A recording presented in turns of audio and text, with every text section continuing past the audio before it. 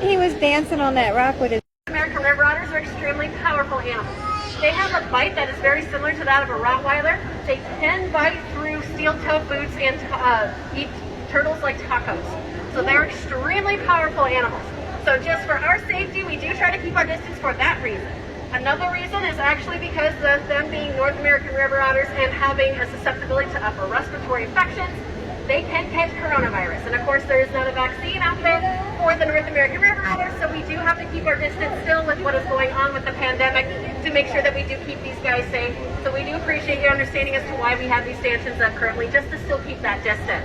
But we definitely are taking every precaution that we can to make sure that we are keeping ourselves and our animals safe here at the aquarium. So some of the things that we can also notice while we're watching the otters eat is that they don't have the best table manners. If we had these guys invited them over to our nice barbecue on the 4th of July, we would probably be staring at them going, man, you guys don't really keep your mouths closed while you eat, do you?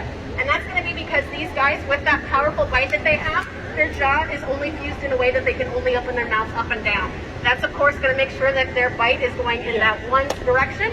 It's not going to accidentally lose any of that force, slipping over to the side or anything like that. So that's how these guys are able to have such a powerful bite. It is also, of course, extremely helpful because when these guys are hunting for their food, they want to make sure that especially something like a slippery fish is not going to accidentally slide out of their nose once they catch it because their jaw slips to the side.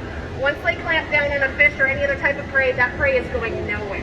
So it's a really great way for these guys to make sure that they are very adequate hunters. Their food here on the land, and then as you can see, as Miss Sawyer is doing over here, sometimes they like to take their food into the water, push it around and play with it. It helps to recreate that feeling of fishing. Everything that we give to the otters is all restaurant quality food, and it is chopped up into bits for them so that Lizzie here has more ammunition for her training while she is working with the otters during their feeds. They are extremely capable of eating whole fish, but we do want to make sure that we have as much reinforcement as possible so that we can work on these training techniques with the otters. Of course, that also does provide the otters with a variety of different types of food as well. Giving them these bits also ensures that we can give them different types of food. So today they are getting some fish called capelin, they are getting some chicken, and they're also getting some shrimp. We do have a combination of food that they find in the water and on land. They are extremely opportunistic predators. So that basically means that they